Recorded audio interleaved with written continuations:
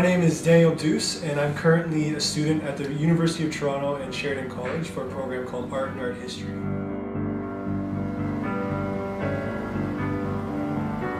Interventions that are based on covered up graffiti, which is basically street art that has been painted over by maybe authority figures or those that don't agree with street art. The process of my work is to go downtown Toronto, which is a mecca for street art. You go there, you see graffiti, vandalism, painted, spray painted, postered, anything. It's just, there's graffiti everywhere. You'll see graffiti, but you'll also see these giant blobs of color that have nothing to do with any form of imagery. It's just one abstract block on a wall. You can clearly tell that there used to be graffiti there. They're meant to hide the fact that something's underneath them. But what they're actually doing is they're showing the world that something is underneath them. As humans, we bury bodies under the ground, but it's almost like these people are burying the street art under a new layer of paint. It's something that bothers me because how can you get a color so wrong?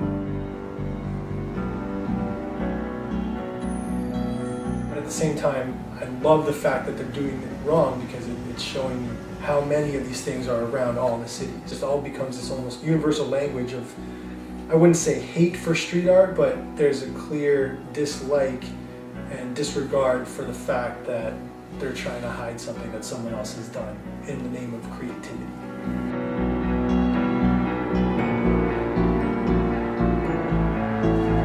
The cool thing about this one is that it's the first one that I ever did, like as I got inspired to do these kind of projects. First intervention that I did on the covered up graffiti, and it's still around. No one has torn it down. The weather has kind of demolished itself and people have even tagged over it. I've done many more after this one that have been torn down days later and even weeks later, so it's pretty cool to see that this one's still up. It's almost like a timeline of what's been done and then what's going to happen. And you also see new graffiti appearing on top of these covered up pieces. And I really like to think of it almost as a reference to the blank canvas, where these things are being painted over and creating a whole new space. So it's repelling the street artists, but at the same time it's attracting them because of the blank canvas that it's creating and the open space that leaves an endless possibility for new street art to happen.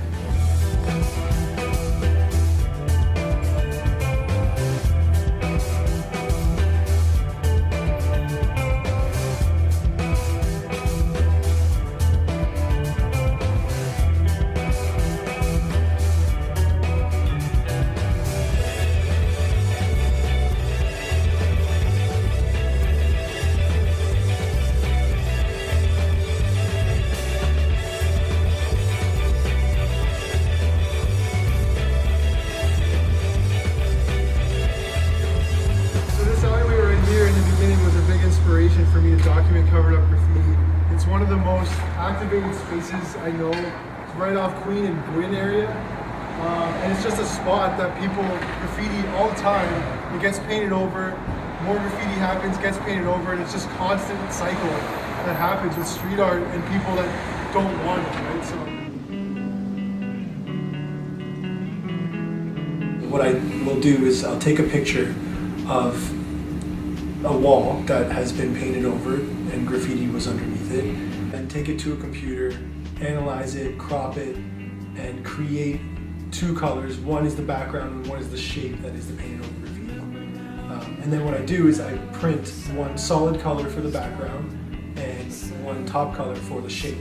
And I go back to the site where the original photograph was taken, and I then paste up all of my prints in a repetitive manner, similar to an Andy Warhol silkscreen, or to what you would see as advertising downtown Toronto for events or for CD releases or for TV shows, when you see all the posters, the exact same poster lined up in almost a grid pattern. I do the same thing with my prints over top of the covered up graffiti.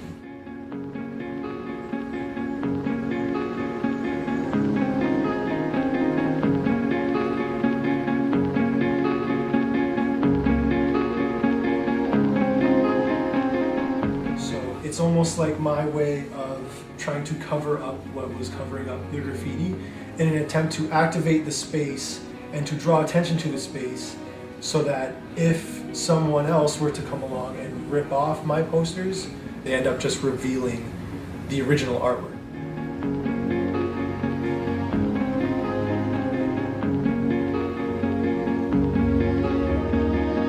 The graffiti intervention pieces are going beyond just being an image, because they are becoming a site-specific installation.